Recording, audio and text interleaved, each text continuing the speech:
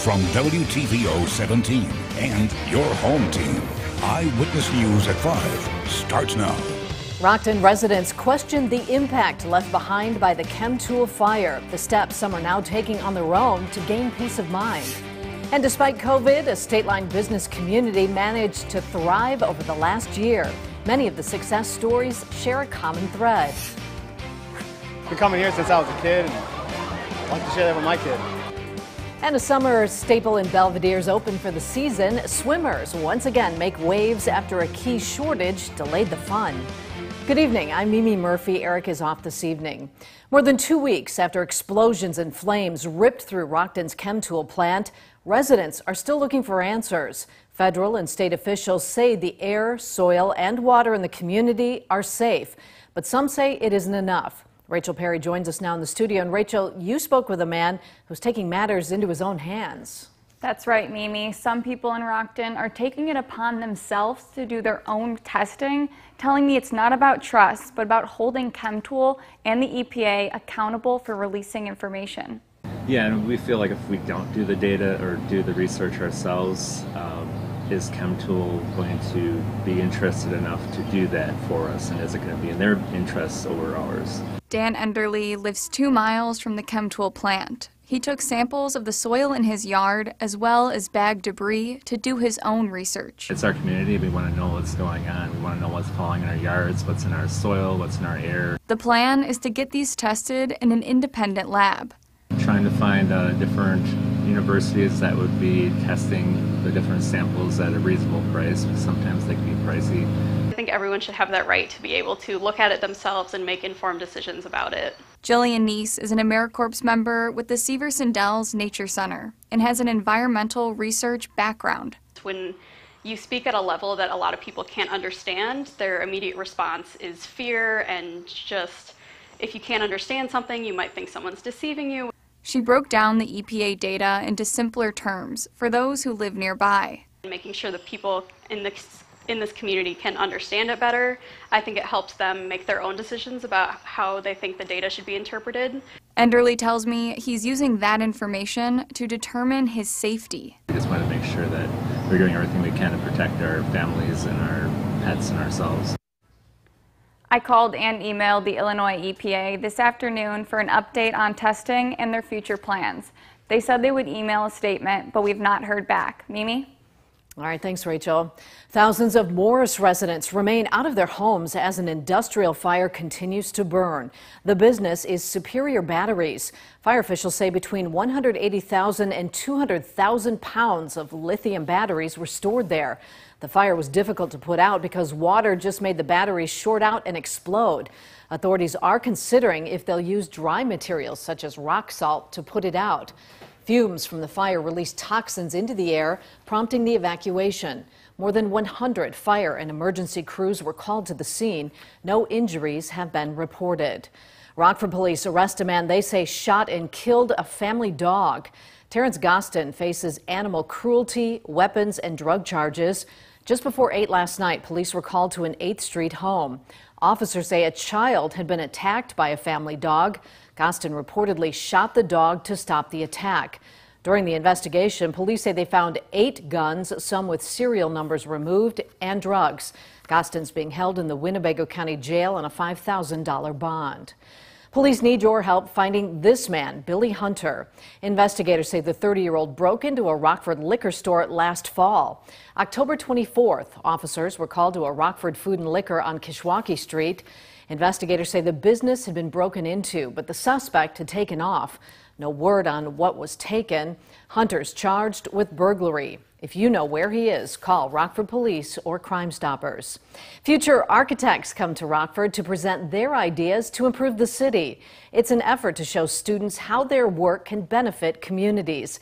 Dylan Srocky joins us live from Riverfront Museum in downtown Rockford. And Dylan, the students' mission was to reimagine Rockford. Yeah, that's right, Mimi. The grad students from Judson University initially came to the Forest City back in January to tour the Swift, Orchid, and Fordham neighborhoods. They've spent the past 5 months working on potential improvements. Starting in about half an hour, students will lay out their suggestions in a presentation to local leaders with the nonprofit Transform Rockford. They'll discuss how their projects could help increase equity for neighborhood residents. Sierra Richardson with Transform Rockford expects the exercise will be beneficial for students, but also for her and her staff. Bringing in people into our community and then having them take a look and hearing what they have to say and just new ideas, it's really beneficial for us. You know, we in Rockford, you know, we live it every day, and sometimes we can't see things that other people see from the outside. So it's really great having that outside perspective come in. Coming up tonight at 9 and 10, we'll hear a student perspective on the project and what they hope city leaders take away moving forward. For now, reporting live in Rockford for your home team, I'm Dylan Saraki. Should be interesting. All right, thanks, Dylan. After a nearly 3-week delay, Belvidere's Park Pool once again welcomes swimmers. Dozens were ready to make a splash today at the William Grady Pool on Lincoln Avenue. It had been scheduled to open June 11th, but the Park District didn't have enough lifeguards.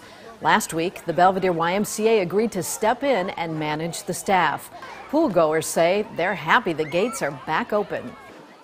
It's important, you know what I mean? Because there's not much to do, you know, especially with the water and that. Like, kids are not like this size. My daughter, she, the hose doesn't do much, so you got to come to a pool and enjoy it. So, like I said, I'm glad it's back open and got her something to do, get her out of the house.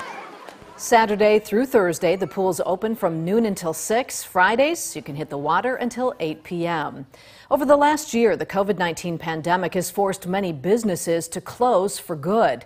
But one local community is bucking that trend. Michelle Rave joins us in the studio. Michelle, Freeport is actually gaining businesses. That's right. Just last year, 13 businesses opened up in Freeport, and there's no sign that it's slowing down. In fact, many which are set to open this year are owned by women. But I've enjoyed it. It's been a lot of opportunity and a lot of horizons opened here. So. Chandra Kearns moved to Freeport 2 years ago in search of new opportunities. That's exactly what she found when she opened up 2 stores last year. Now she's preparing to open a 3rd. We have the tattoo shop, the girls got a tattoo and the fellas, and then we also have Port Tubing, the tubing company. The pet shop will be opening around the middle of July. And we're going to be selling pet supplies, dog food, cat food, rodent food, bird food, because a lot of people have been requesting a lot of that.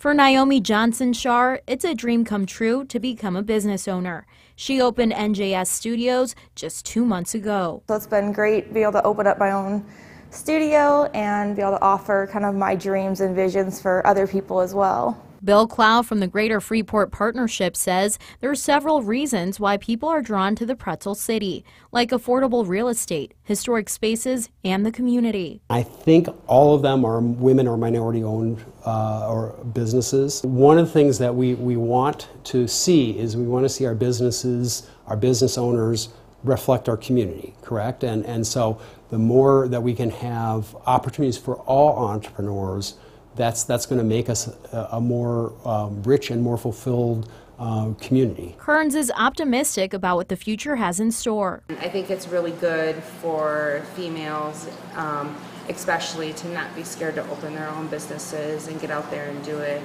And we've worked really hard the last couple years to do what we've done, but it's been worth it. Cloud tells me 5 to 10 businesses are expected to open their doors later this year. Everything from a beauty salon to a jewelry shop, clothing store, restaurants, and so much more. Mimi. All right, thanks, Michelle. Today marks the 3rd annual National Day of Joy. Comfort Keepers started the celebration in 2019. The day is meant to share joy with others. Today, Comfort Keepers welcomed guests to its East State Street location in Rockford. There was ice cream, tacos, and COVID-19 vaccines. Organizers say joy has become more meaningful during the pandemic. It's really human interaction. It's really, you know, we've seen this past year where we haven't been able to visit with our grandparents. We haven't maybe visited with our parents. And so the idea is that loss of human connection, that just that everyday celebration of sometimes what appear to be ordinary events bring a lot of joy in our lives. Local singer-songwriter Kelly Stewart also performed for guests. Bill Cosby is once again a free man. After nearly 3 years in prison, Pennsylvania's highest court overturned his sexual assault conviction. The court found an agreement with a previous prosecutor prevented the former comedian from being charged in the case. Cosby served more than 2 years of a 3 to 10-year sentence.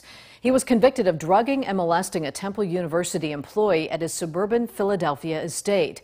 Cosby had vowed to serve all 10 years rather than acknowledge any remorse over the 2004 encounter. 4 more victims have now been recovered from the collapsed condo tower in Florida. There are now 16 confirmed deaths. 149 people are still missing. An Israeli search crew says they found tunnels beneath the rubble that let them look a bit deeper. Conditions on the ground are already dangerous, but now there's a possibility of severe weather coming in the next few days. Officials say they'll still be holding on to hope that survivors can be found. Florida authorities have requested another rescue team from the federal government to help with recovery efforts. Now, your first warm weather forecast with Chief Meteorologist Candace King. Well, our warmest temperature in nearly 2 weeks today in Rockford, as we did make it up to 88 degrees. That current number is sitting at 87. We're at 82 in Freeport, 88 in Janesville, and 80 degrees in Rochelle. Had a couple of showers come through, very isolated here earlier today. 84 for our weather watcher Ben in South Beloit. Dew point temperature at 61. So we're starting to see those numbers kind of come down with that heat index factor, or at least the humidity factor of it. 85 for our weather watcher Bob here on the southeast end of Rockford. No rain for our weather watchers, and the rain today very, very isolated. In fact, had one shower roll through about 30 minutes ago over the Rochelle area. You can actually see as those dew point numbers lower a bit, that kind of drier air coming in, funneling in behind that cold front that came through earlier today. But that cold front actually producing a couple of isolated showers. Things are drying out though. A live look with our Mercial SkyTrack camera now out in Rochelle, looking off to the northwest. There's that shower that came through just northwest of Rochelle, rolled through the region, kind of weakening a bit. You still got a few lighter showers there just north of Paw Paw, but that'll be pretty much it. Our skies, they will turn partly cloudy as we go through the night tonight. But with that boundary in place, that cold front just to the south of us, we actually had a couple funnel clouds reported. Matt Schneiderman shared this picture, actually tweeted this to me. This was taken northwest of German Valley earlier this afternoon. Now these, no threat for severe weather, and very rarely do they ever touch the ground, but you get just enough spin combined with some of that moisture along that boundary, and that's why we were able to see those funnel clouds, kind of similar to the other day. I think it was Monday when we had a few funnel clouds reported as well. I want to talk rainfall. When we look at our yearly rainfall to date, we've had 9.62 inches. This puts us over 9 inches below our year-to-date average. We're through our halfway point through June. June is typically our rainiest month. It's been far from anything with respect to rainy, and in fact, we're the third driest first half on record. You go back to 1934 and 1958. Only those 2 years were drier than this year to date through that halfway point. I think that's a testament to just how dry it's been. And unfortunately, our rain chances, they continue to dwindle. Now, I show you our national map because the heat out over the northwest starting to relax a little bit, but that pushes in our direction for the weekend. So while we get a little break from some of the humidity tomorrow and Friday comfortable, look at the numbers as they climb into Saturday, Sunday. 4th of July will be a bit of a hot and humid afternoon. Good news, we're going to be dry, but it'll be a little sticky out there for the afternoon. Let's talk temperatures here as we go through the night tonight. We'll see a little bit of fog. We're down into the 60s here for the overnight. We'll see sunshine again tomorrow. High temperatures back into the lower 80s. Warm but a little less muggy. Cloud cover off to the west of us on Friday. Temperatures will be back up on either side of that 80-degree mark for Friday afternoon. But we quickly warm heading into Saturday and Sunday. Those overnight lows, they rise once again, and it looks like we could see maybe a string of 90-degree heat as we head into early next week. Now the Napleton Sports Desk with David Greenberg. For one Rockford native, yesterday's news regarding Governor Pritzker signing into law that collegiate athletes in the state of Illinois will be able to profit off their name, image, and likeness means he'll be able to provide for his growing family. Former Auburn Knights standout Vidarian Lowe decided to return to U of I and take advantage of the extra year of eligibility given to all student athletes as a result of the pandemic. In the last year, Lowe has lost his mother, become a father, and accepted legal guardianship of his younger brother, Vidalis.